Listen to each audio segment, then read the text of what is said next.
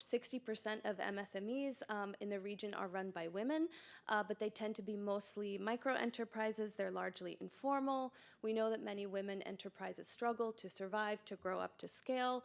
A lot of this is undergirded by discriminatory gender norms that also result in barriers such as lack of access to finance and financial literacy, lack of access to the network, capacity building trainings and skills that they need to grow, lack of access to markets as well, along with lack of access to and proficiency in technology and ways to digitize their businesses, as well as the burden of unpaid care work, actually, that many women take on in our region. We know we have some of the highest rates that often inhibits women from being able to devote time to grow their businesses. We also know that the global financing gap is one of the largest in the SMEs, largest among SMEs in the region, which is estimated almost 60% for a credit gap on women enterprises. UN Women has also done research on procurement spend by public and private entities. And similar to the global figures, we don't have exact figures for the Asia Pacific due to a lack of data, but similar to global figures, we know only about 1% of procurement spend from public and private agencies goes to the hands of women-owned businesses, which is a major untapped market opportunity. We have not only the opportunity to divert more capital into the hands of women-owned businesses, but also potentially, if we're targeting gender-responsive enterprises overall, to make value chains more gender-inclusive and impact women's economic empowerment along the value chain.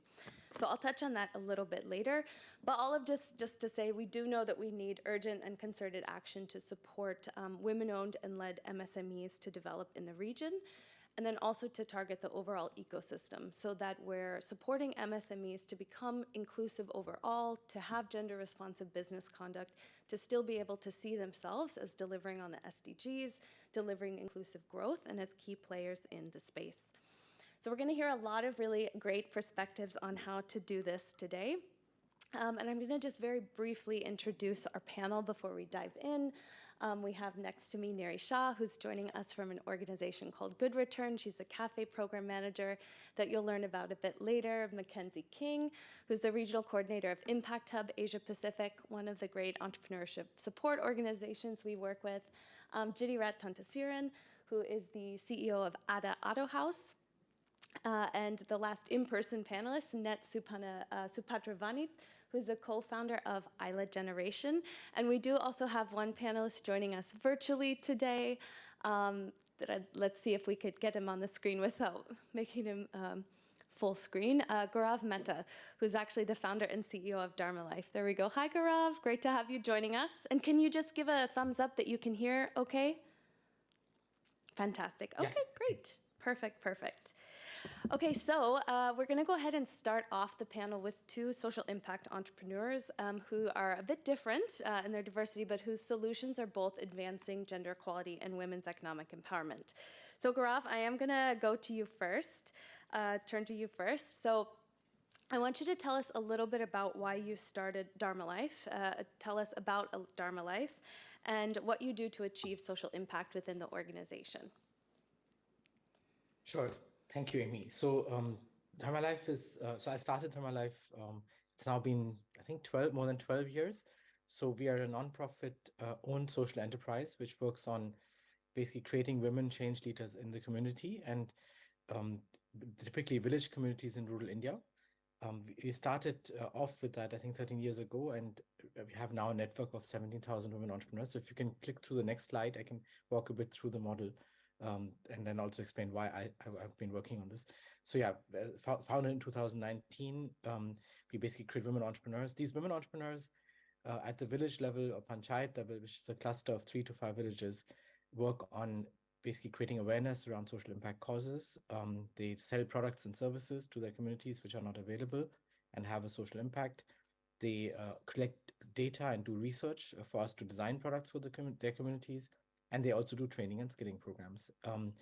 If you can click through the next slide, we have, as I said, now a network of 17,000 entrepreneurs, a team of 200 people, have access to more than 23 million households, have reached now about 14 million households, and I'll come to the causes in a bit, and we're spread across 13 states across India. Please go to the next slide. Who are these entrepreneurs? These are women from local communities who usually are first-time entrepreneurs or women who need an additional income. So both could be present, the kind of background. What we do is we basically, after recruiting them from their community, they get trained in entrepreneurship skills, communication skills, digital literacy, and then they kind of provide these products and services, as I already mentioned, to their communities. We also organize them into groups now, where one woman senior entrepreneur leads 15 others, and that's what's at the bottom there. It's our cooperative model.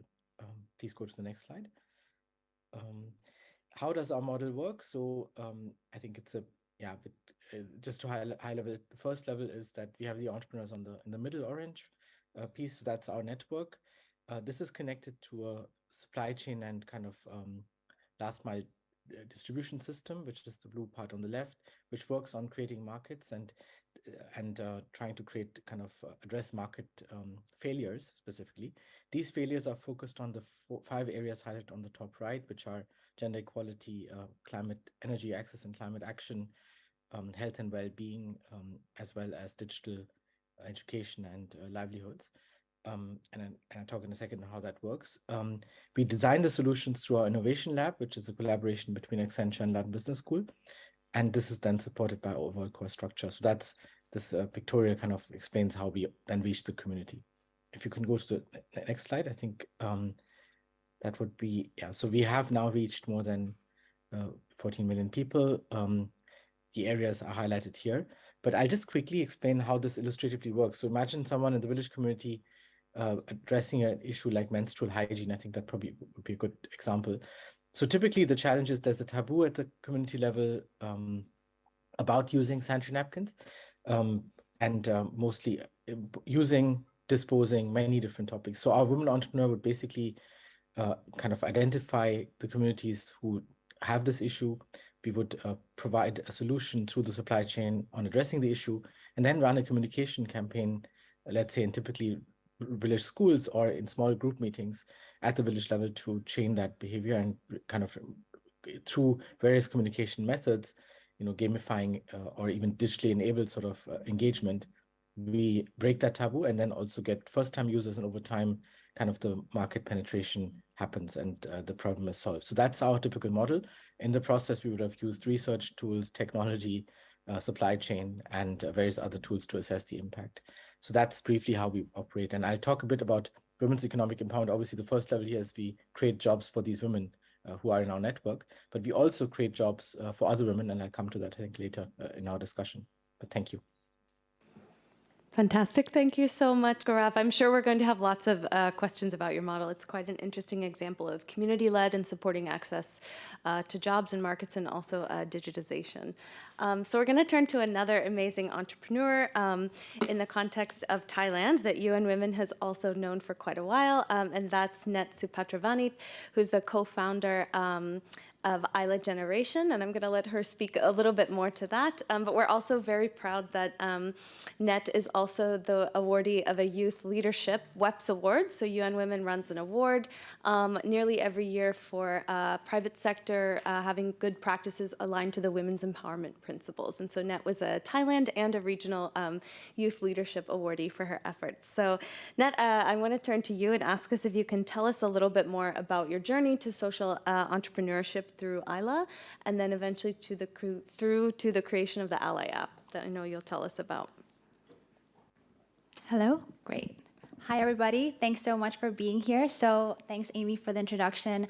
My name is Net, and essentially the beginning of what Isla was is very different to what it looks like now. And I think anyone who is an entrepreneur can definitely relate to that journey, that there's a lot of pivots that happen, there's a lot of ideas that get thrown on the board, and a lot of ideation that goes on. And so for us, one of those things that never ever changed was the commitment to gender equality, and specifically gender-based violence. So I co-founded Isla in about 2018, so almost 5 years now. And the idea at its very core was always to kind of focus on gender-based violence and connect that to the private sector.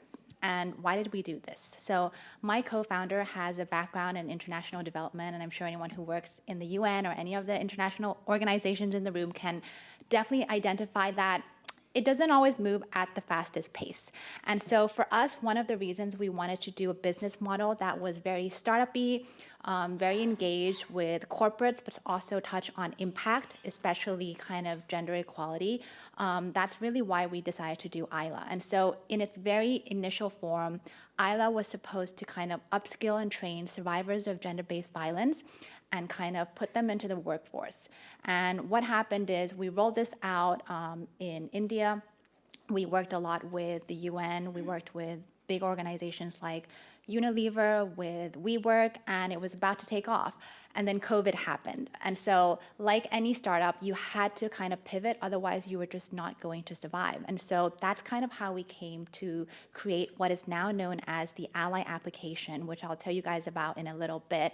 And that's kind of been our main flagship product of the last few years. And so we were like, how do we pivot into something that's going to be future-proof, COVID-proof, you know, all these kind of things. And we realized, well, we needed tech to be able to scale. We needed tech to be able to work in a remote environment. And we still needed to engage private sectors. And so the reason that we decided to kind of develop Ally is because it kind of hit all of these marks. So if we could go to the first slide, perfect. So this is what the application looks like now, and this is the product that we've been having for a few years. Ally is an application that turns local venues into safe spaces. And the way that we do this is by training staff members to spot and stop harassment. This is kind of the work that we've been doing and kind of the impact we've been having. This is an example from London, but we've since expanded to Berlin. And then earlier this year, we launched in Bangkok as well. If we could quickly go back to the last slide, just so I can explain the app a little bit more. So with the application, our main feature is obviously training. It's an e-learning platform. It's like HR tech / ed tech, whatever you want to call it. You go in, it's very interactive training on things like how to spot and stop harassment. And, you know, this is something that we were very, very focused on because when you're working in kind of public spaces, you realize that bystanders need to be more aware of how to react and kind of intervene into helping people who are facing street harassment or even something as severe as rape in public spaces. And so for us, we realized that the kind of gap here was we needed to train bystanders. And interestingly enough, once you train a bystander, 87% are more likely to step in and actually do something. And so that's kind of why we developed Ally. We have lots of cool features, mental health support being one of them, as well as an incident management report system where kind of staff members can be like, okay, this person walked into my store, they didn't look so good, I don't know what to do, but I'm just gonna record this just in case this could be used later on for data, for kind of police, for anything that might be, you know, helpful for the victim, in this case, in the scenario in the future. So that's a little bit about the app. And the next slide that we showed is, you know, kind of how this has manifested in real life. So we've kind of been implementing in F&B spaces, as you can see, fitness spaces, as well as retail. So it's really any physical space that is able to become an Ally venue and able to be easily recognized on our app directory as well. So that's a little summary on me and Ally for now.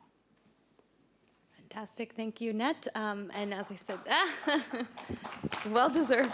Very much. Very much. Very much. Thank you for that. Great. Okay, so we've heard from two of our amazing entrepreneurs that we have on the panel, and I want to turn a little bit more to an SME and a corporate perspective.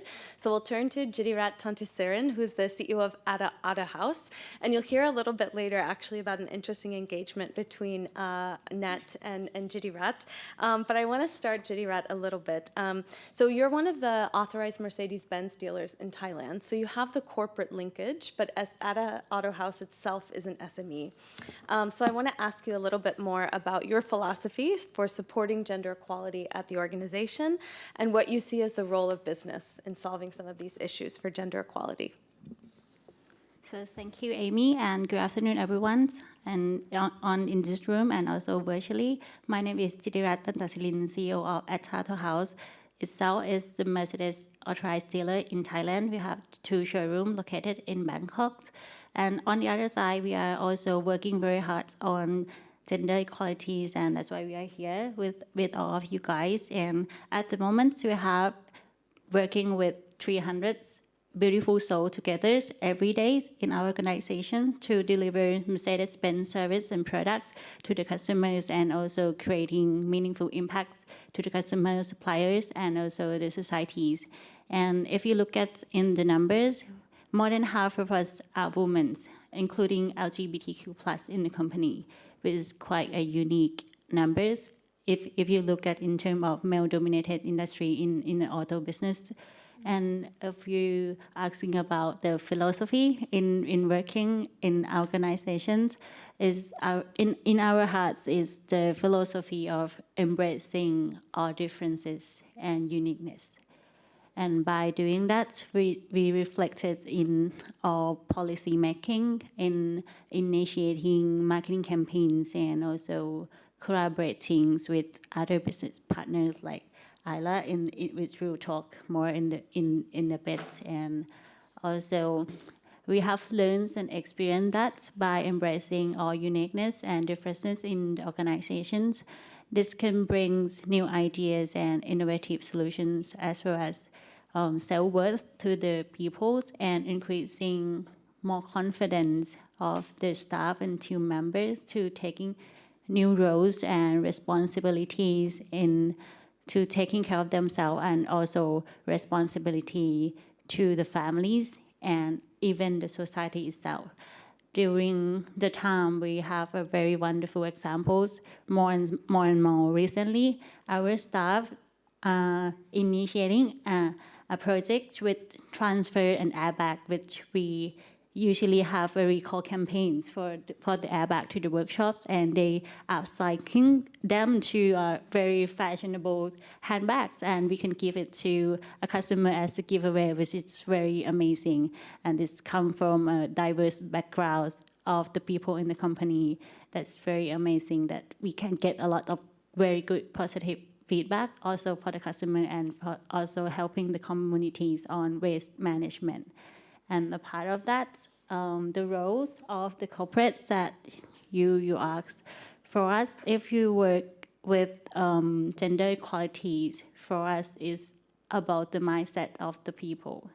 So first thing, we, as a corporates, we try to broaden the mindset and perspective of the people, of the team members, by having a coaching, mentoring, and also set an example of how to handle the issues of violence, discriminations, biases, and also social bullying with empathy and collectively.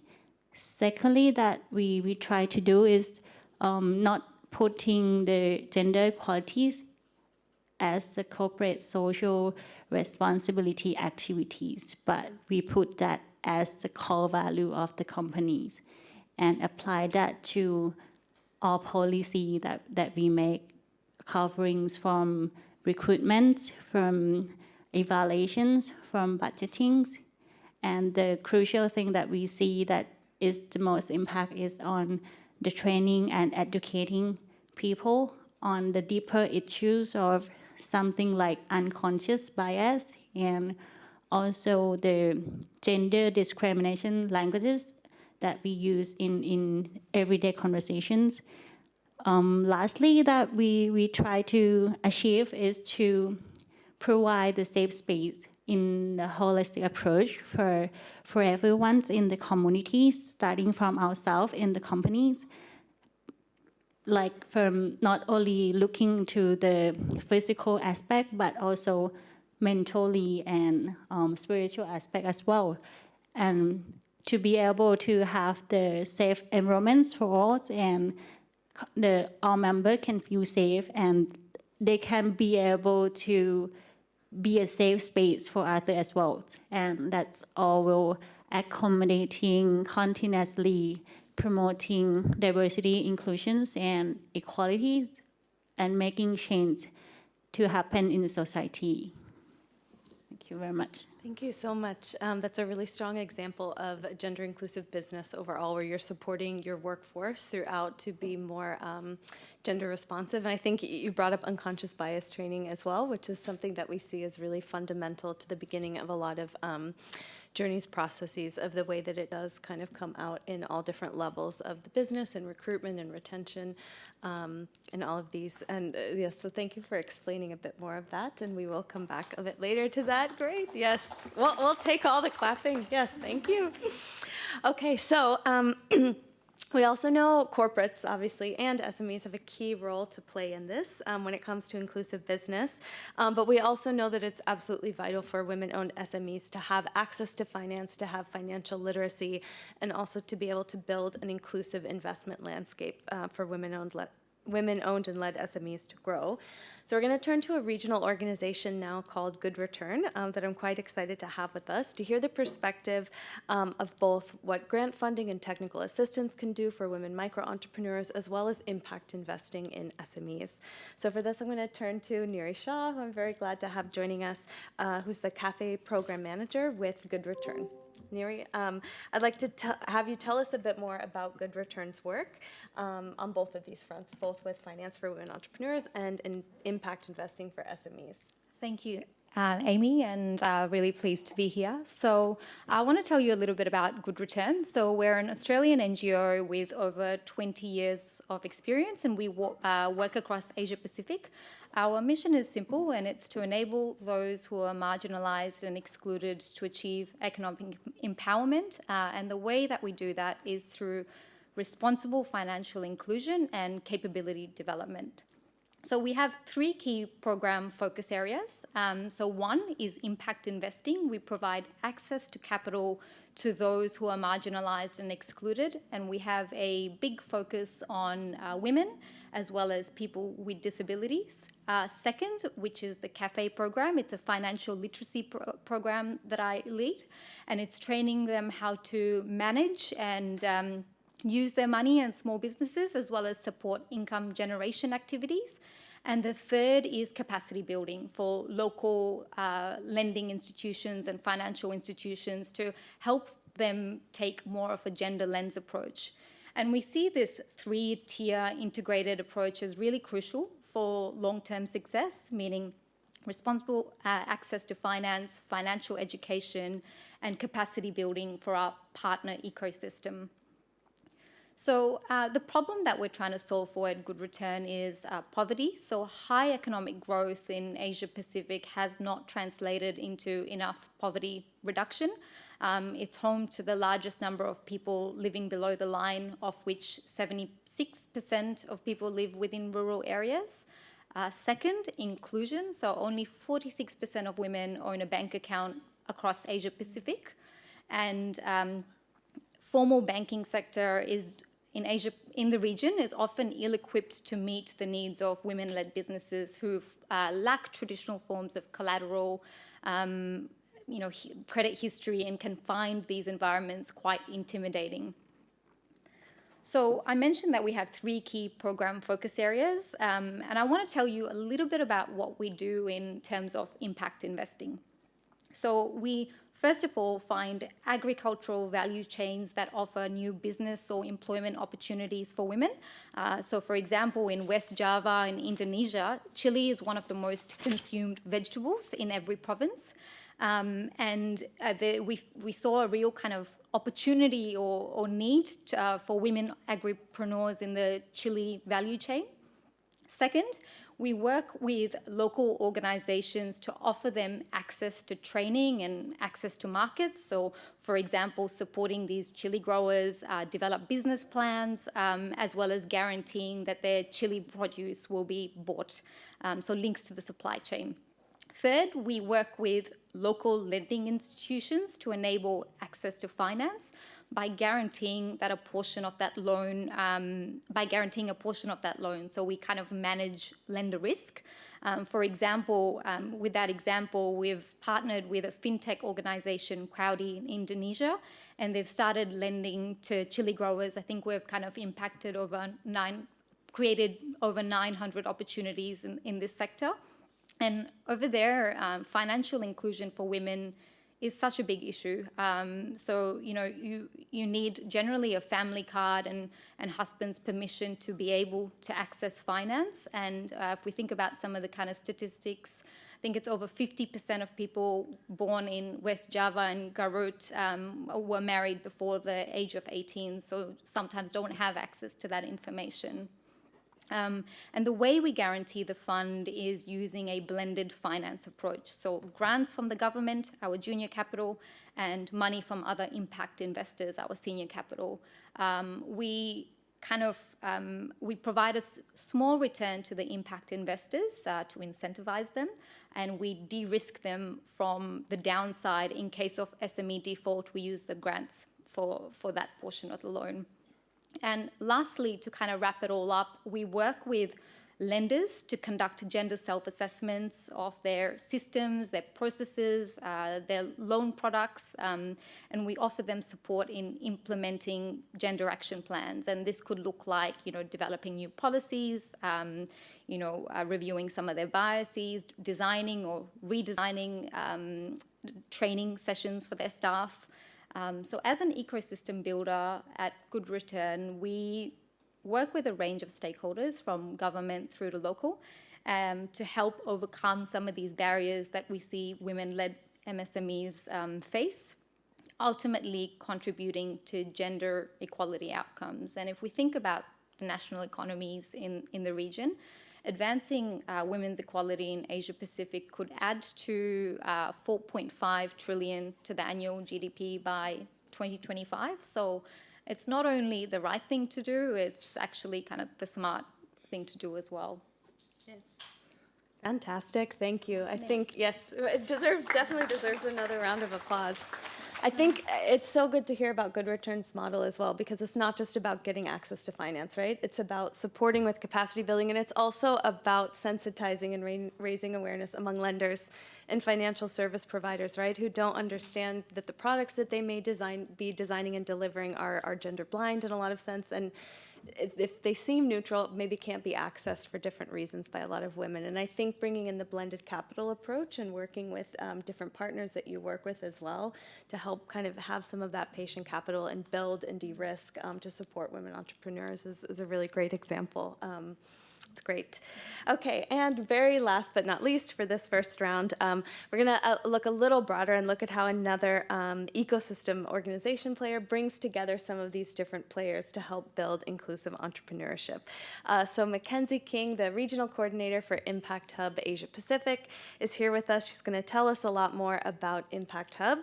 So Mackenzie, yes, tell us about Impact Hub's mission, and also based on what Impact Hub has done globally and in the Asia Pacific, how entrepreneurship support programs can be better designed to build inclusive ecosystems, and what you've seen works best to develop this inclusive ecosystem. Thanks, Amy. And thank you all for coming into this room. It's really amazing to see diversity in the audience. It's nice to see that there's not just women here, frankly. So yeah, thank you very much. This is my second Responsible Business and Human Rights Forum. Last year I came via my work at a Thai Business Institute. And this year I'm very happy to come representing Impact Hub in Asia Pacific. So Impact Hub is a global network of entrepreneurial communities, incubation, acceleration programs, and co-working spaces. We primarily focus on social and environmental impact-driven startups to accelerate the transition to a green and inclusive economy. And we're really proud to be a locally rooted but globally connected organization. So the network itself is locally owned and operated, and yet we're all joined in the same global network with the same overarching goals to make impact entrepreneurship more accessible for all. If I could hop to the next slide. So Impact Hub operates in more than 65 countries and around 110 cities worldwide, where we support more than 25,000 entrepreneurs and innovators. We have around 12 hubs in APAC, in Asia Pacific. So our newest hub is in Thimphu, Bhutan, just last month. And we have hubs in Shanghai, 2 in Japan, Kyoto, Tokyo, Taipei, Waikato in North Island in New Zealand, Phnom Penh, Kuala Lumpur, Jakarta, Yangon, Dhaka, and Kathmandu. So if anyone in the audience, if this is your home city, please reach out and let's see how we can collaborate. And because our structure is locally owned and operated, the hubs are really tapped into their local ecosystems. And so most of them, nearly all of our hubs are businesses. And so our makers themselves are entrepreneurs, they're founders. And so they have so many diverse business models that are solving local problems of the ecosystem in which they're operating. And I think that this is the core reason why, for example, Impact Hub Yangon is still in operation. Because they're a local team and they kept operating in spite of the coup that happened 2 years ago. And it was hard, it's still really hard, but they're still working when most other incubators and accelerators pulled their staff and left. But for us, they're not staff, they're founders. So they make that call. Currently, Impact Hub runs around 300 plus incubation acceleration programs, supporting about 8,000 ventures annually. And as part of our development as a network, we've been codifying the best practices from our network and beyond to improve practices and achieve greater impact. So we have a partnership with our Gidges Foundation, and it allowed us to develop a curriculum on how to unite different entrepreneurial networks into communities of practice. And together we codified how to best serve entrepreneurs from 5 underrepresented groups, including women, youth, people with disabilities, and refugees and migrants. Oh, and the elderly, sorry. So Better Incubation is the program if anyone's interested. And we're really looking to expand this to Asia Pacific by developing programs that strengthen the communities of practice in these areas.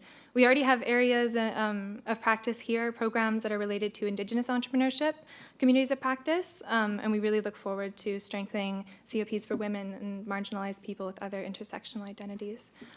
And so to answer your big question, how to create an inclusive ecosystem, you need to really know where these gaps are locally. I think that's what we've learned. So Better Incubation was originally done in Europe, but the challenges that entrepreneurs face are going to look a lot different. There's going to be different cultural barriers. We all know diversity in policy related to entrepreneurship as a whole.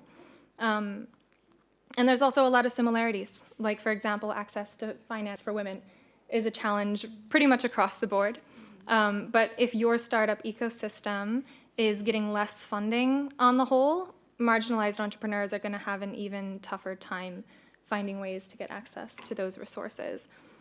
So really the challenge that we're faced with right now, and I'm going to simplify it, is, to me, I would say there's one side of the entrepreneur, the startup side, that's trying to build this ecosystem first, and they say, oh, then it will benefit everyone. And then on the other side, we have support organizations that are working for marginalized entrepreneurs, social entrepreneurs, focusing on inclusion. But both of these approaches fail if they're not meaningfully brought together, because inclusion, it can't be an afterthought. And I think everyone in this room understands that, because then the transition's not just. But at the same time, if we focused all of our efforts on inclusion and the aspect of the just, then we don't have an ecosystem for entrepreneurs to actually go into. So we have no transition happening. So we really need the right policies that create incentives to start inclusive businesses, incentives for investors to invest in diverse teams working on social and environmental challenges.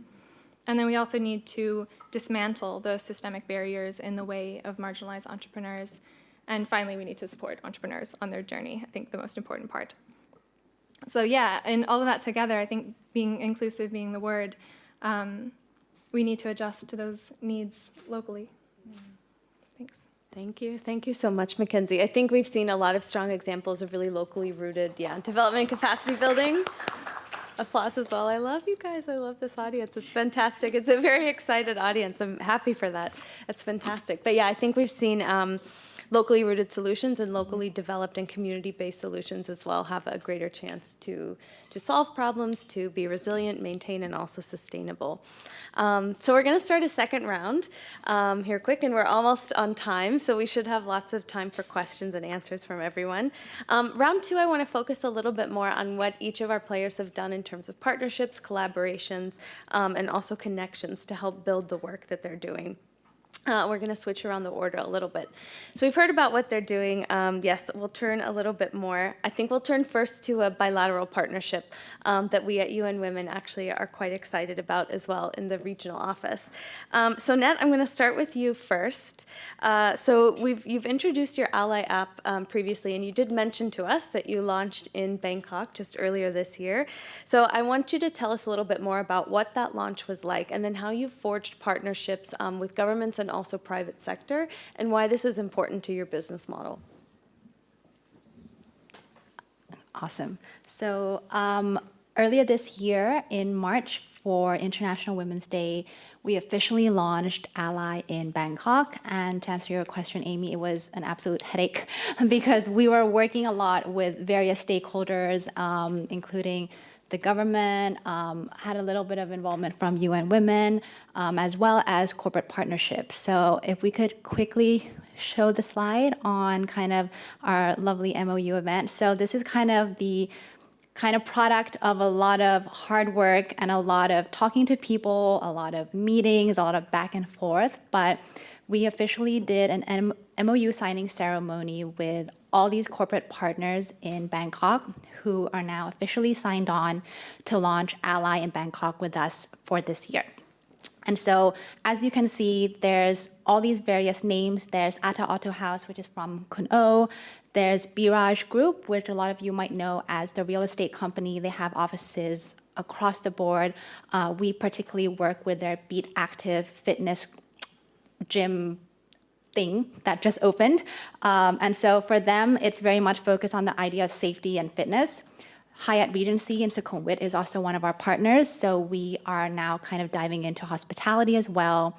RS Group is our media partner, and of course, Sansiri, one of the biggest real estate companies in Thailand. And so we work with them a lot on their construction side, as well as kind of focusing on hospitality as well with their condominiums. And so you can see there's a wide range of industries here, but that's one of the reasons that I really wanted to go from a top-down level. So if you remember, when we launched in Europe, we really focused a lot on SMEs. But I knew that when we were going to bring something like this to Thailand or Asia in general, I needed to kind of think a bit higher level and see how we could bring in bigger players. Because the nature of, somewhere like Thailand, me being Thai myself, there's a lot of SMEs here. But the thing is, and brutally speaking, the market for something like gender equality is not as developed in Asia, but that's kind of all the more reason we need solutions like this. And I was telling you guys in the beginning how putting this whole thing together was a huge challenge. And the thing that was most challenging was actually not even the process of building the app. It's the process of going to talk to corporates and convincing them that something like this is important. And as a startup, where you might not be as established as all these big corporations, what is it that you need? You need credibility. And so that's something that UN Women really, really brought on, the fact that, Isla and Ally and myself on behalf of that won the Youth Leadership Webs Award, really helped add weight to that conversation. And all the partnerships that we had kind of slowly started forming. And so we eventually kind of got this MOU signing ceremony together at the Ministry of Social Development. In the middle is kind of the minister himself. Next to him is the president of the Department of Women's Affairs. So a lot of big names were here and a lot of big corporates were here. But kind of to get to this point, I really had to convince people that this is an issue that you need to invest in, and this is an issue that's important. And the sad truth is, gender equality is one of the least invested in sustainable development goals.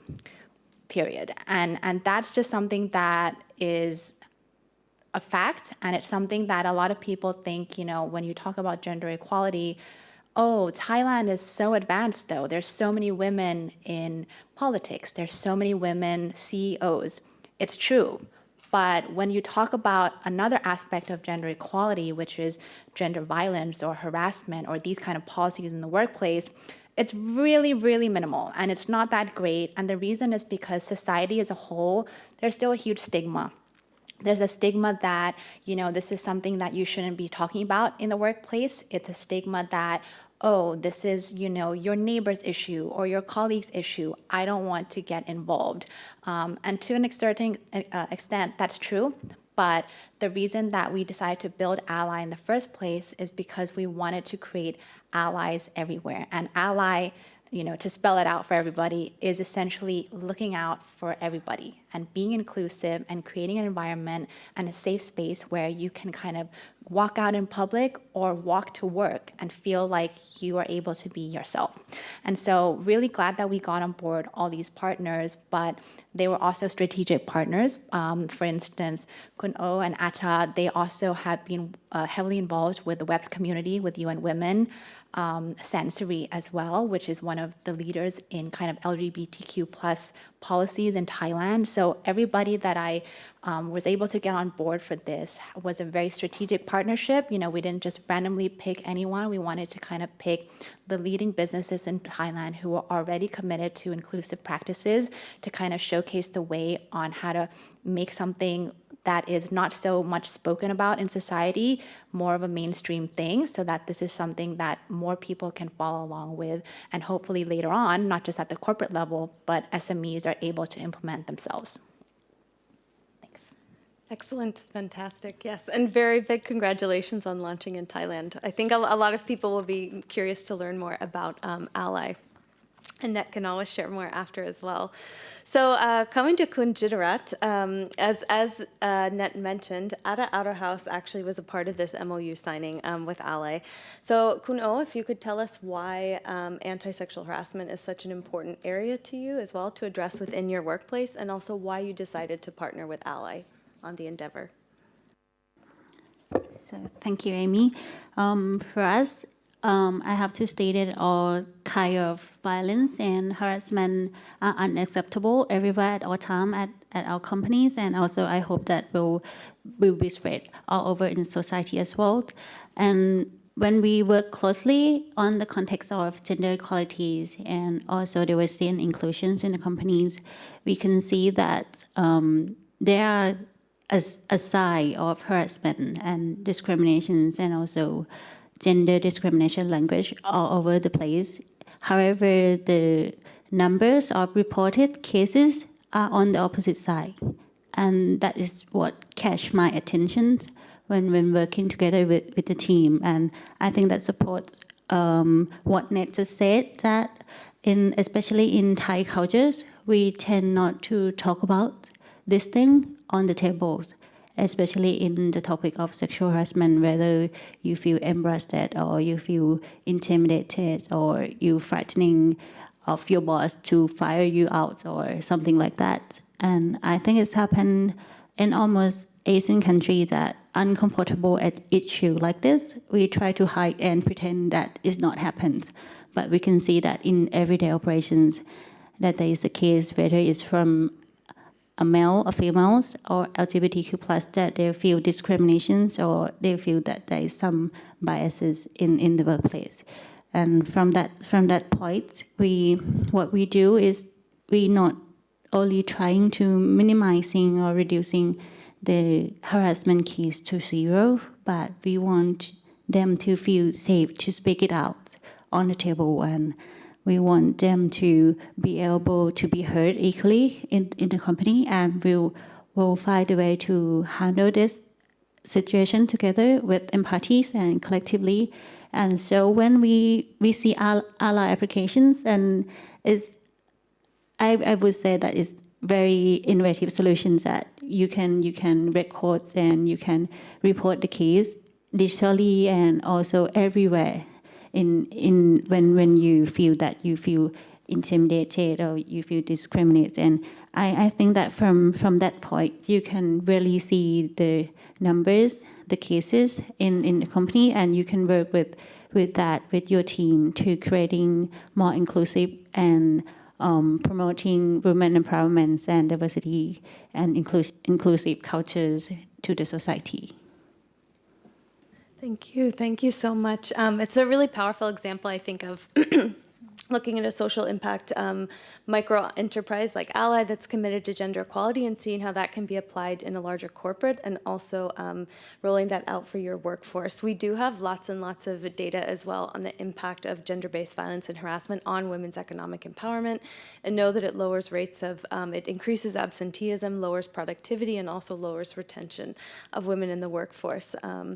So yeah, it's a really important endeavor. And also, part of the reason that we brought them here today is because it's a really interesting application of gender-responsive procurement, which is something that UN Women has been working on in the past few years quite closely. So for those who aren't familiar, gender-responsive procurement, or GRP as we call it, is the selection of goods, services, civil works, products that take a gender lens, gender equality and women's empowerment into account when making those procurement decisions. So what this often means is procuring from more women-owned businesses or tracking data of women-owned businesses that you procure from, but it also is procuring from gender-responsive enterprises. We're taking kind of a two-pronged approach when we look at GRP, because also, as I mentioned earlier, if we know that more gender-responsive enterprises, those that are committed to gender equality in their workforce and among their own value chain, if we also increase procurement spend to them, whether or not they're founded or owned by women, we can also increase gender equality in the value chain. And this is a huge untapped opportunity in the Asia Pacific. UN Women and ADB have done a research report looking at gender-responsive procurement, looking at the landscape, the opportunities that are available in Asia Pacific, also providing recommendations for both governments and corporates on their procurement policies. And we have a few reports that I think should be available in the back if anyone would like to take a look at that. It's quite an exciting report. And UN Women is also working in this area with the Australian Department of Foreign Affairs on a new program called We Rise Together. So we're working with both corporates, public actors, entrepreneurship support organizations, also women-owned businesses, to build up their capacity to access procurement schemes, to know how to bid, to be able to navigate that environment, build their own capacity as well as entrepreneurs to offer competitive products and services. And then on the other side, also working with governments and corporates to get them to understand what is gender-responsive procurement, how can I do it, how can I get started if we don't have a database currently that's disaggregated by women ownership or by status of ownership. So actually 2 of my colleagues right now couldn't be here today because they're in Vietnam actually delivering training. So they have 30 participants, they have 7 government ministries, business trainers, women entrepreneurship organizations, and they're doing one of our first kind of TOT trainings on this in Vietnam. This program implements in Thailand and Vietnam. I have some of my colleagues from Thailand here today who could answer more questions, and we have a brief one-pager on this in the back, but it's definitely an area we want to expand. And so quite interesting that we see Ada House procuring the services from NET, which also is a great example of how this works, and then also increases access to capital and builds on gender equality overall. Okay, so we've seen bilateral partnerships. I want to move a little bit more to multi-stakeholder partnerships and what can be done, and looking at how social impact models can also be applied with new partnerships and in new sectors. So for this, I want to turn back a little bit to Gaurav, and he's also going to touch on an area that UN Women is also heavily focusing on right now, which is looking at women's unpaid care work. We know that women in the Pacific do on average 4 times more unpaid care work than men. This comprises everything from direct care of children or elderly or other household members, cooking, cleaning, fetching water, also doing domestic tasks, and it's a direct correlation to women's economic empowerment and women's ability to actually join the labor force, not having access predominantly to affordable quality childcare. So it has a big impact on women entrepreneurs and women being able to join the labor force in general. So Gaurav, you've told us a little bit more about Dharma Life and what you're doing more broadly. I want you to share a little bit about Jaya and also how you've kind of leveraged that model to explore new areas, looking at care, and a new program that you're actually doing together with UN Women. Over to you. Sure. Thank you, Amy. So with the Dharma Life program, as I mentioned before, we create women entrepreneurs. Now, after we did that for 8 years, we went back to our entrepreneurs and asked them, okay, what are the things we should be focusing on? So this was a consultation right before COVID.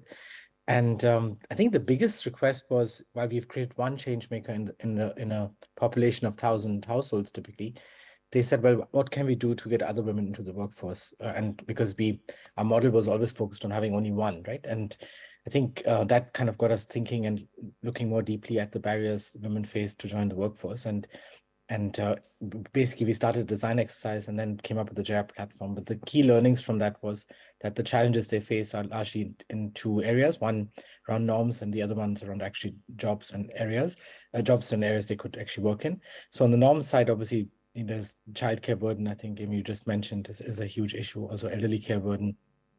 And secondly, I think there's also a lot of barriers for women itself, whether it's leaving the house in some areas, working outside, leaving the village to move, right, itself, as well as the types of things they could be doing from a perspective of acceptable, gender job roles, which are kind of always quite often gendered, right? And the other thing is that they lack exposure and have obviously there's this whole digital gender divide, which is obviously at this point in time with our now more AI focused roles being required, or at least roles which are not doable by AI being required, and other topics around the skill sets you would need in today's world. There's a huge gap. And finally, the other side, on the supply side, if you try to match that, there's a lot of issues around what are the jobs which are then available for considering such limitations. So here, whether it's the fact that they don't have the skills for employers which they would be looking for, or there would actually not be local opportunities which require, or there would be opportunities which require movement. So these are kind of the issues we looked at. And if you can go to the next slide, that prompted us to come up with if you could switch to the next slide. Sorry. Yeah, thank you. So to design a platform to try to address this. And we simplified it into, first into this funnel, which you can see here. Basically, first, we try to sensitize how many women are involved. We used the women entrepreneur who was already in the job role in the village. And to do the sensitization, this was done in the pandemic. We had to kind of pivot a little bit to make it happen digitally, but now it's also in-person meetings and events at the village level. Post that sensitization, we find that typically if you sensitize 120 people or so, 1/3 will say, okay, we're interested to do something. So then as a next step, we do kind of a career counseling exercise and look at what are the things they want to do. And we also not only counsel them, but we also counsel the families and the various influencers in the family. So once that is done, then we try to match them with skills. And in the pandemic, it was very difficult to find skilling opportunities. So we had to come up with a learning platform where we kind of digitally delivered these skills, and that's the JR application. So we put the courses they wanted onto that platform, which are delivered in a blended fashion. I think the example here would be, there's various examples from tailoring to some of the typical for female roles, sadly, because we had to look at demand there in terms of what they wanted, so tailoring, beauty, etc. But the other areas are also, we're doing some AI coding and more aspirational kind of jobs. So they learn those on the platform and also physically. Importantly, there are also things like we've embedded gender kind of equity and these topics jointly with UN Women. We also embedded digital skilling, and we also embedded circularity with IKEA Foundation. And with all these things, whatever the role they do, they have a general training in these areas as well. Post the training, they either are placed into jobs or they start their business, and we continue to mentor them throughout this process. And the important thing here is that we try to make the outcome happen, that they actually succeed versus just training. This is a partnership between, I think, IKEA Foundation, UN Women, Good Energy Stone, I think Ford Foundation as well earlier. If you can go to the next slide now, which is, I think, my last slide. So now we talked about this. So now the JAB program has been around. We have now, I think, placed more than 8,000 people now in this program. But one of the things we still struggled with, because typically we would get out of the 120, 40, I think we got 5 to 8 people into jobs, right? Now, to get more people engaged economically, then the care burden becomes a huge issue. So we're now doing a kind of a research study or a pilot program first with the support of IDRC, UN Women, Bob Inc., and also an expert around early childhood education, TITLI, where we're setting up a care space at the village level to see if it actually helps us increase our workforce participation further. So the model here is that we would combine the skilling and training I talked about in the JAR program alongside having a kind of preschool, high quality preschool availability for children, so that the women could actually leave their children there while they're learning, and the children also develop. So this is kind of a attempt at combining this into a care space. Also, women who then graduate from the skilling program can use this care space to work from there, kind of as a co-working space. So this is an attempt to test this hypothesis, and we hope to see exciting results here. We're doing a randomized control trial to test this with areas where we don't have the skilling space, this care space, or in areas where we have neither the skilling as well as the care. So look forward to the responses, and it's an exciting collaboration. But we stop here. I think already went a little over. Sorry. No, I know we could both go on about it forever. Thanks for sharing that, Gaurav. Yes, we're quite excited about this program. So UN Women has been exploring care entrepreneurship as a pathway to fill the supply and demand gap, and also to be a delivery models for governments to fill the supply and demand gap to childcare and also elderly care around the region. This program that we're doing with Dharma Life is also part of a larger program funded by the Visa Foundation and IDRC that we've recently launched called the Gender Inclusive Care Entrepreneurship Ecosystem Program, GCEP. It's quite a mouthful. And we'll be doing this pilot. We'll also be doing some testing with low-income settings in Bangladesh, and also running a care accelerator across the region. And we're just in the final stages, actually, of choosing our new cohort for that right now. So quite exciting. Okay, so we've seen this example of bilateral partnerships, also of a multi-stakeholder partnership. I want to look a little bit at kind of broadening this out to the wider ecosystems and platforms that can really elevate the conversation on global stage. So if we could just pop up the slides quickly. So in UN Women's look also at kind of gender smart investing, we've been working with an organization for several years called AVPN, which is the Asia Venture Philanthropy Network. Some of you may be familiar. So AVPN brings together 600 plus members. It's the largest social investors network in Asia and the Pacific. So alongside the G20 in Indonesia last year, the Visa Foundation and AVPN launched a high-level panel on gender diverse MSME task force. So the task force is going to address myriad challenges faced by gender diverse MSMEs in Asia to promote economic inclusive growth and also access to finance. So AVPN has identified 3 critical barriers that gender diverse MSMEs face in the region. If we could show the next one. So these are kind of 3 priority areas that they're working on in different focus groups. So the task force brings together stakeholders from government, from social investors, from corporates, from lenders, from IFIs as well, UN entities, entrepreneurship support organizations. So the 3 kind of key areas that they're looking at that they've identified as the 3 priority barriers are access to finance and markets, digital inclusion and transformation, and climate risk and adaptation. So UN Women is a member of the task force sitting in the access to finance and market pillar, and also it happens that Good Return and Impact Hub are also members of the task force sitting in different priority area working groups.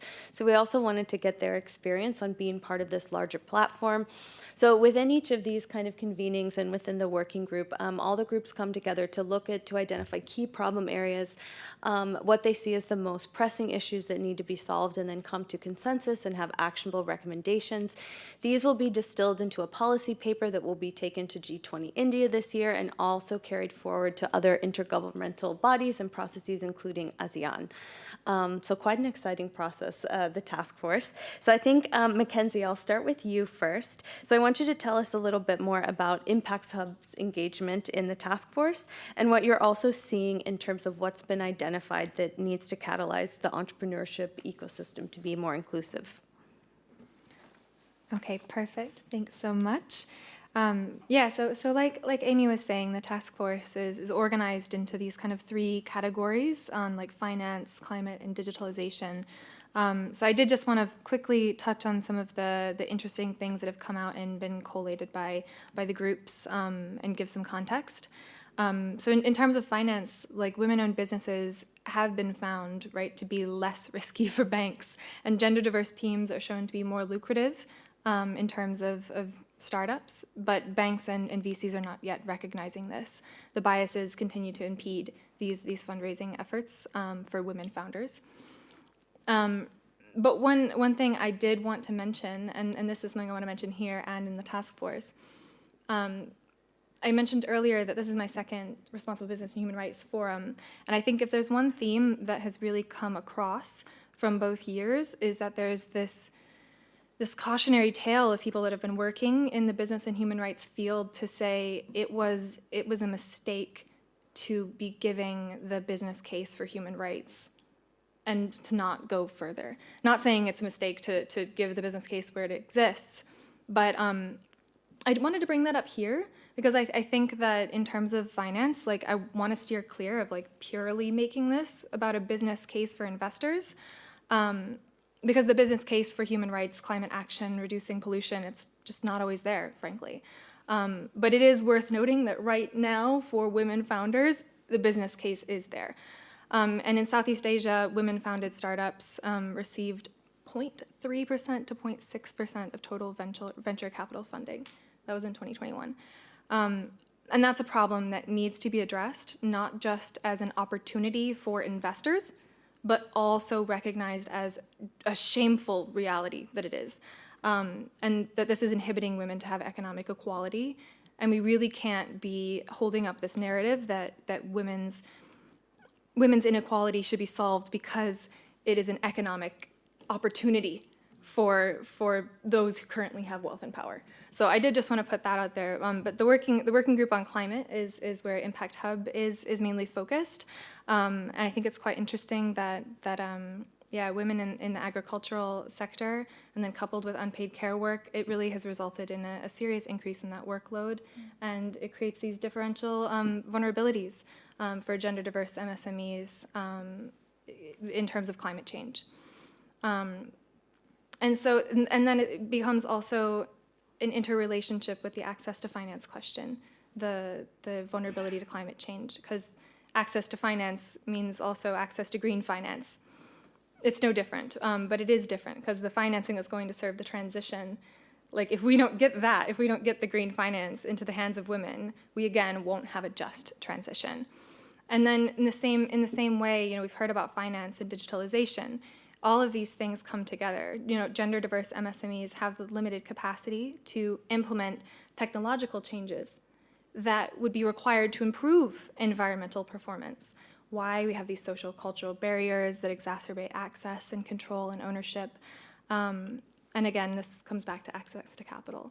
So yesterday, actually Impact Hub had co-organized a side session on air pollution and the intersection between climate change, air pollution, and human rights. And in that talk, we discussed the idea of polycrises and the need for multi-solving. And so I think this really comes up here when we're looking at finance, climate, and digitalization. These barriers for women entrepreneurs, they're so interlinked, and so the solve must also be interconnected as well. And that's something I think this task force is really bringing to the table, because you have a diversity of actors, like Amy was saying, that are coming from different industries and fields and able to draw those linkages and then bring them to the stage, not just at AVPN, but also at G20.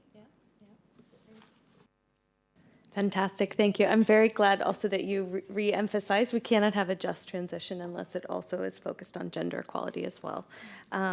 Okay, so Neri, I want then to ask you about good returns, engagement in the task force, and what you're seeing in terms of what's needed to create change to support access to finance and markets for local communities and also women entrepreneurs.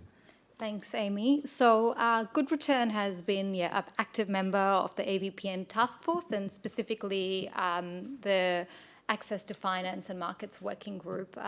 So as part of that, we've kind of looked at some of the systematic barriers that are faced by women-led businesses, and we've kind of prioritized this into 6 key barriers. The top 3 include low levels of financial literacy, which have so many knock-on effects, a lack of access to strong business networks, capacity building opportunities and incentives to aid, and also difficulties that women-led businesses face in accessing financial services due to kind of some of the unfavorable banking practices that I spoke about a little bit earlier as well. So in terms of recommendations, some of the potential recommendations that the task force has come up with regards to systems level change include banks and capital providers do need to be better versed with the specific needs that women-led businesses have. And, we're seeing some progress with institutions where they're taking a bit more of a lender a gender lens approach, some more mature than others, but we've still got a very long way to go in the region. And the second is that there is a need to increase financial literacy amongst women-led businesses. So, if we think about banks and capital providers, there is a gap. As part of the task force and just before, we've heard some real live lived experiences where to access credit, some of the kind of things, the requirements that they have is totally unachievable, like trade license for 2 years, bank statements for 1 year, guarantor, they want to see stock on hand, and this varies country to country, but a lot of these women didn't even have a bank account a year ago. I mentioned the stats, only 46% of women own a bank account across Asia Pacific, and in rural areas it's quite an issue where they have to travel hours to get access. We've also spoken about how there is a need to close the information asymmetry gap. There's lots of information out there to support entrepreneurs, but they don't know it exists. And so whether it's access to information, access to finance, access to markets, people that get access keep getting access, and people that don't. So the gap increases. And we've also talked about how it's important to for women to play more of a role as loan officers and as fund managers, and as financial institutions start to become more gender equal, women will be seen as more viable options. But not only that, women-led businesses will also feel a lot more confident and comfortable going into these environments, which can be very intimidating. So we do overall kind of require a multi-stakeholder approach, from policy level changes through to get to the heart of it, through to kind of financial service providers, taking more of a gender lens approach. But policy alone isn't enough. We often see implementation gaps. We won't get into that at the moment. But the second recommendation is about financial literacy, and this is a key barrier when it comes to financial inclusion.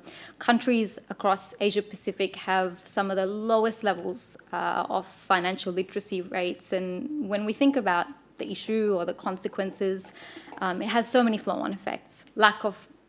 Less likely to be able to access information about new technologies, practices, financial concepts, impacts access to markets, impacts productivity and income, more likely to be victim of financial scam, some of the power imbalances that exist, and more likely to take out high interest loans. Access, if given irresponsibly, can do a lot more harm than good, to name a few. So I just want to kind of tie this back to some of the work that we do at Good Return. So as part of the CAFE program, which stands for Consumer Awareness and Financial Empowerment, we run financial literacy and income generation training programs via the Train the Trainer model. So we partner with a range of stakeholders, from government through to grassroots organizations, and we train our partners to become coaches to deliver our curriculum. And this helps us reach some of the most remote communities, as well as helps us scale our impact. We like to meet our women-led businesses in an environment that they're most comfortable in. So we take our training programs to them rather than trying to put them into kind of formal environments. And secondly, we are continuing to try to digitize and innovate, but from a grassroots innovation perspective, because that's quite important, and that's to help us skill at scale. We've developed national financial literacy campaigns in collaboration with the central banks in Cambodia and Solomon Islands, and have reached over 3 million viewers via broadcast and social media. And we've developed some really simple, intuitive money tracking tools that we've rolled out in Philippines and Cambodia as well. 80,000 people are using it, and you don't need to know much to be able to use it. It's quite simple, lots of icons, so on and so forth. I guess I just want to sum it up with, to address some of these barriers and these systematic barriers that we're seeing, we really do need a multi-stakeholder approach.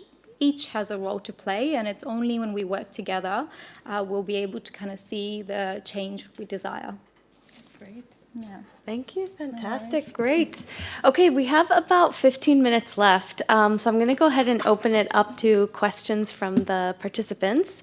So I don't know if we have coming online, but for those in the room, please feel free if you'd like to raise hands, and then we can kind of call on you. And I think most of you will have your mic already connected. So any questions for any of the panelists? Don't be shy.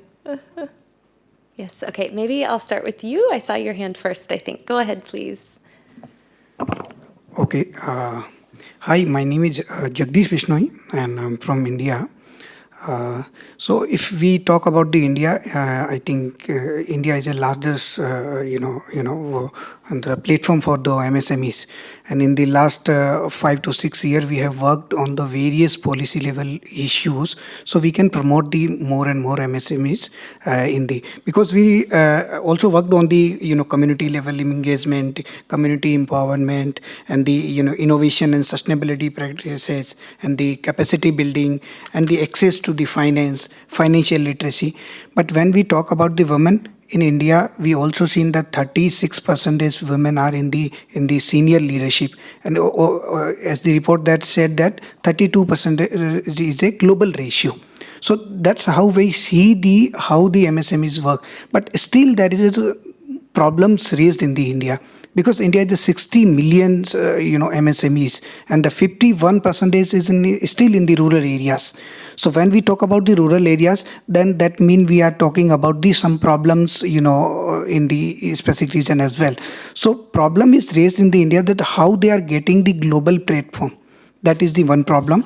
Second, the technology, ecosystem we are developing, because we need to, take them in a global level. We need to build the tech-friendly environment in the rural areas as well. And the third is the key part is this, that 80% are MSMEs still facing problem and difficulties to get the right kind of skilled people. So I would like to ask everyone, what is your model to reach that level, so we can take support from the each and small MSME member and MSME companies, so we can develop the global ecosystem. Because in the current 21st century, we are talking about the conversion, collaborations, and the connections, and in the global level of opportunities. So how the UNs and the global agencies are taking this forward. So that is my question, if anybody can respond. Thank you. Okay, so just to clarify how we are taking forward supporting skilling at scale for MSMEs. Sorry? Just to clarify the question, I don't think all of them will be able to answer, but I think we can ask a few No, more no. panelists. I think I'm just simplify my question. There is I think 4 or 5 members has talked about the technological part, or most of people are, I think, working in the rural part as well, through their technological innovations. So how we can collaborate in the India as well to take the Indian rural MSMEs on the global platforms? That is my question, if anybody can. Okay. Neri, would you like to take it? Great. So one of the when I spoke about like grassroots innovation, it's quite important. So some of we don't work in India, but we do work in Nepal and other places across Asia Pacific, and digital literacy is a kind of huge issue over there. So we try to meet, depending on the country, we try to meet them where they're at. So rather than expecting them to be these kind of technology gurus straight away, it's like you can't. We do kind of research and in terms of what social media platforms do they already use, what are they familiar with, and skilling at scale actually works in slowly starting them to use digital a little bit more. So, I talked about that tool, My Money Tracker. We've rolled it out in Philippines and Cambodia and hope to kind of contextualize it and roll it out across our other countries. And it's very simple. It's just getting them used to using technology and digital literacy and getting a little bit more comfortable with that. Additionally, I talked about our kind of campaigns that we run in collaboration with governments. And we're also looking at like bite-sized learning and how do we kind of enable digital enablement. We use social media platforms that they're already used to start to get them comfortable. and then step it up a way. So we don't try take them on a journey too fast. It's actually meet them where they're at and continue to kind of slowly scale. Thanks, Neera. Great. I think just in the interest of time, we might take a few more questions. Yes, I'll come to you first. Great. Thank you. Thank you so much. Firstly, congratulations to all of you for doing such amazing work. As a 21-year-old, it's really, really, inspiring to see women like you raising the banner of gender equality so high. My question is to Gaurav, because I have personally worked in the sustainable sanitary napkin area, especially in central and northeast Indo-Gangetic Plain area. And one problem that I and my organization faced severely was breaking the superficial yet hardened biases that exist. And I think this is a problem that exists not just in India, but all across Asia Pacific. When you get women out of their households, it's very difficult to understand what our touch-based strategy is, what kind of women we want to reach out to. So that's my first question to you. How exactly do you decipher which kind of target beneficiaries you have? Because your project is really interesting, and in terms of the numbers that you mentioned, I think that is one thing that I would personally be really interested in knowing. And the second part is, how do you break the barriers that have already been created socially, economically, politically, that exist in various states across India, and I'm sure across various other countries as well? Thank you. Sure. So on the first one, the selection of the women. So I think it's most important to build kind of alignment, right? So you want to avoid any conflicts, right? So what we do is when we recruit and select a village, we would first, we have 4 target profiles we work off, but we first go to key opinion leaders in the community and ask them, okay, we're looking to start our program here. What are the, and these are the people, we are looking at women with any of these profiles. Can you give us any references? So we actually engage, convince the village head, the village, other influencers, like, we have a health worker, or we have a Asha Anganwadi worker, which are health workers or preschool workers, or other kind of influential kind of key opinion leaders. We first go to them, meet them, explain our program, get their alignment, and then ask them for actually help in identifying someone who could play that role. So usually we get a bunch of profiles. Quite often there's also biases in these profiles, right, which you have to look at. But once we have that, then we run an interview process and formal process, and we kind of recruit someone. So this ensures that there's buy-in, and even whoever we then appoint will have support normally from the village community, so they don't run into normally a lot of barriers which would normally be there. And also, as I said, we convince before we even get them on board, we would work with the families and kind of counsel them to build that confidence. So that's the first point on selection. The second question you said was on can you repeat the second question briefly? Sorry, or Amy, can you help? The first one was the touch-based strategy, and the second one was how do you break the biases? I think you answered both of them in one. But if but I can maybe highlight one more on the second. I'll add one small point. Basically, it's really about behavior change is very difficult. These norms are tough, right? So I think when the stepping out of the house, so we first build the identity of the women through these programs, then they make some money, right, out of this. So the economic benefit, going back to the family, saying that they're actually contributing, and the fact that they're known in the community, help them kind of build an identity, and then slowly the gungat reduces. It's not always the case. Sometimes, or the whale, right, reduces. They don't stop using it, but it's a very long process. And then once you do that, and you have one person, it's easier than with the others, right? So it's usually change inside out, but it's a very slow, difficult process. But quite often, I mean, we also fail quite a bit. I mean, it's just, you have to be very careful with all that, but that's how we have approached it. I hope that answers that. Thank you so much. Thank you. Thank you, Gaurav. Okay, another one from the floor. I think, yes, we'll go here in the front, and then I'll come to you. I know you've had your hand as well. Thanks for a great session. My name's David. I'm from Australia. I'm a risk and compliance manager in the private sector. I was really struck by the discussion about not only unlocking value for the women entrepreneurs, but also the multi-stakeholder approach. And one thing I wanted to touch upon was how we can take that further, how we can contextualize that in the framework of what banks are trying to do or what organizations are trying to do to meet halfway on this issue. For example, when we talk about de-risking, there's movements on collateral schemes. And I wonder, how can we be influencing policymakers to use things like immovable assets or creating a centralized register which allows the private sector to have greater benefit? That was one suggestion.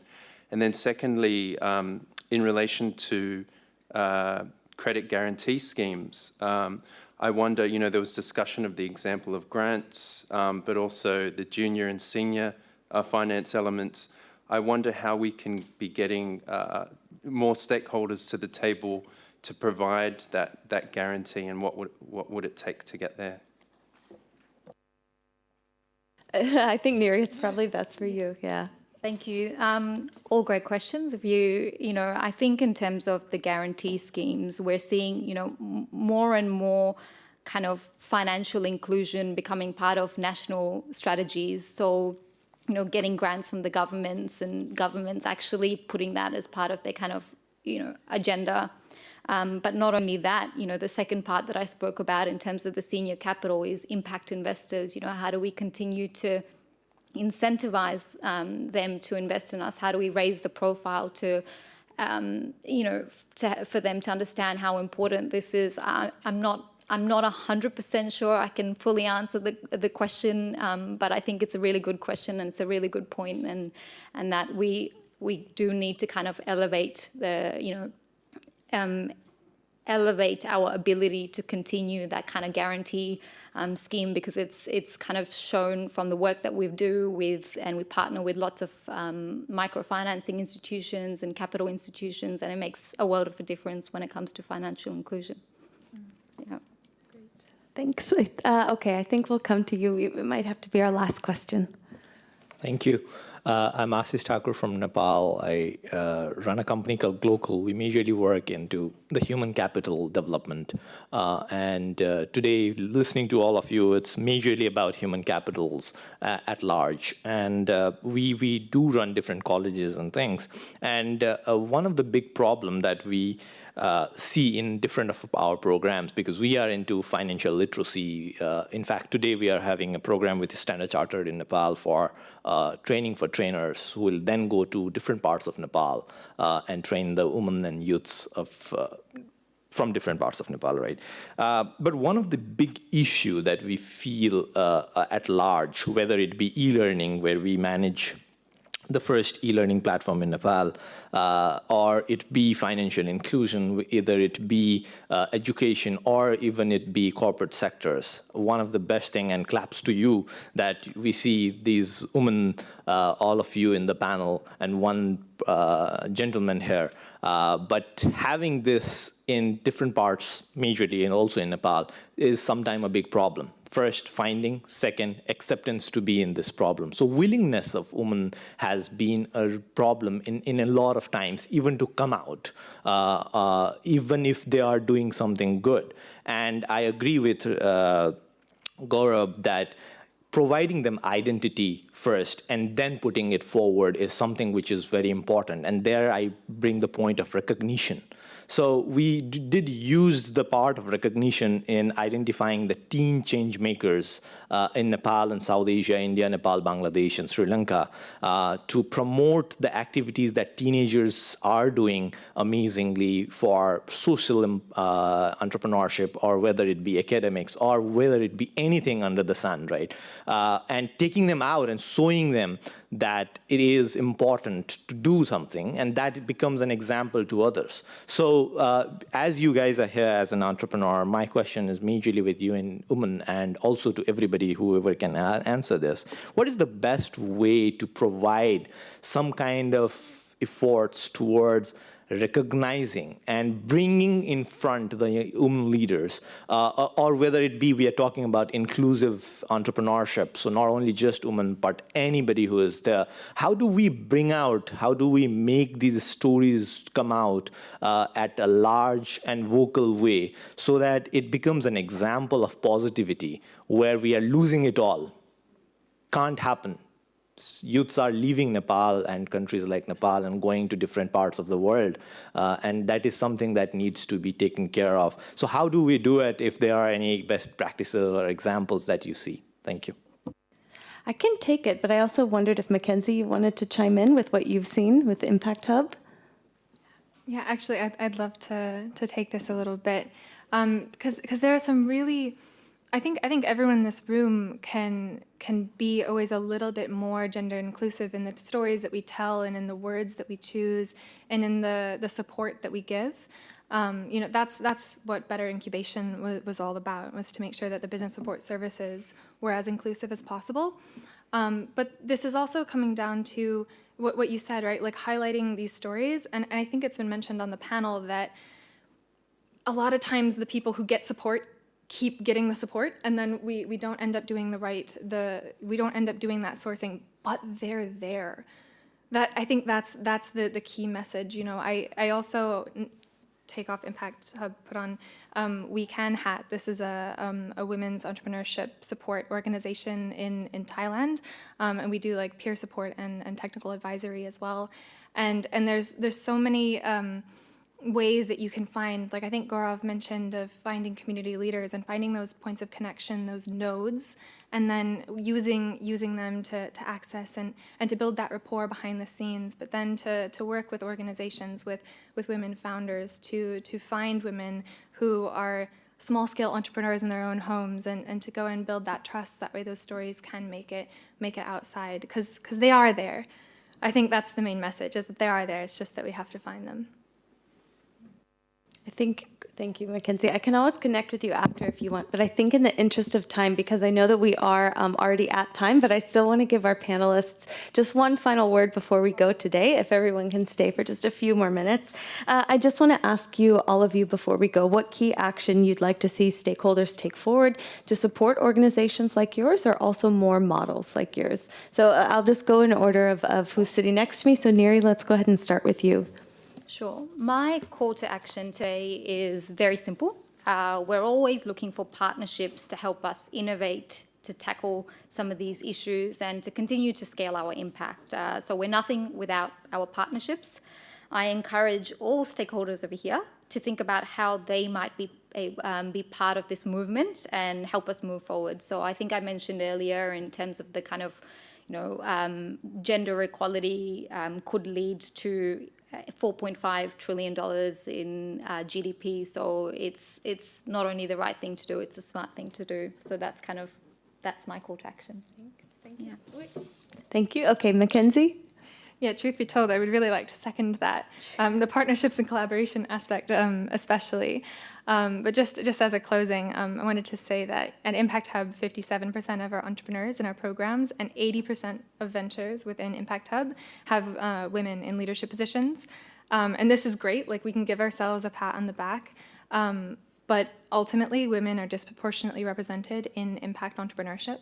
And so I think what I want to leave everyone with, my call to action is if you want transformational change, we need to support women entrepreneurs, because again, they're disproportionately represented in those change-making endeavors.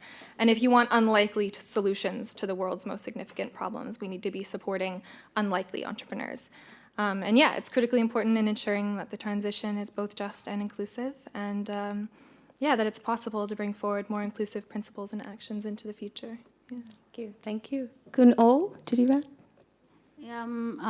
What we would like to request is about educations on women. I think new knowledge for women needs to be applied since the beginning of the elementary school on psychology, on how they can learning about themselves, about their inner self, their self-worth and self-values, and also when they come to live their real life in the communities in every different countries, they can know who they are, then they can embrace all the pains and also their weaknesses peacefully. And I think from that point in the very beginnings of the family units, it will be very fundamental for our societies to live together and can embrace our difference and uniqueness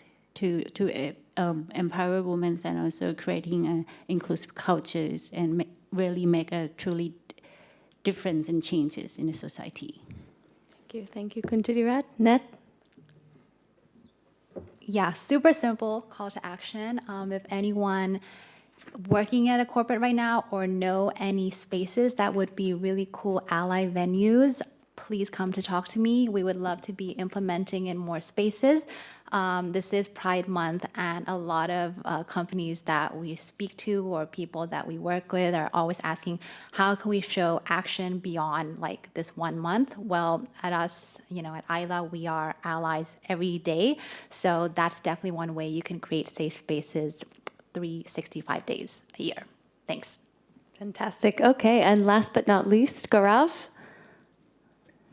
Yeah, so from my end, I think it's great to be part of the panel. I think call to action from our would be one, looking for more collaboration and coordination amongst donors towards things that work. I think at the moment, I think it's very fragmented, the space around women economic empowerment in terms of the donor base and funding models.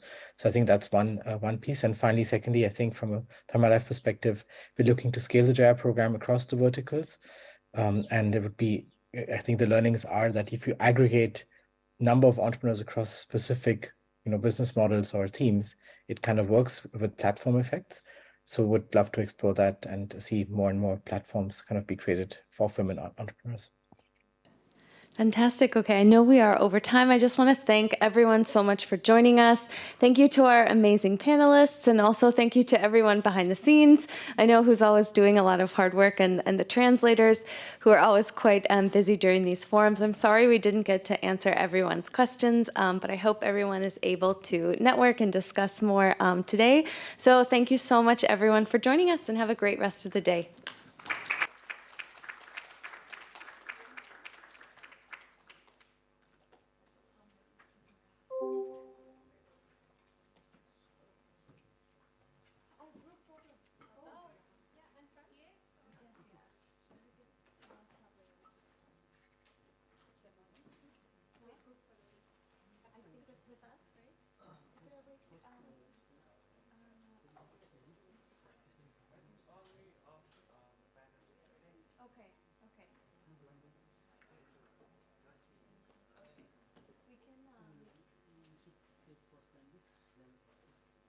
Oh, I meant for our Zoom panelists.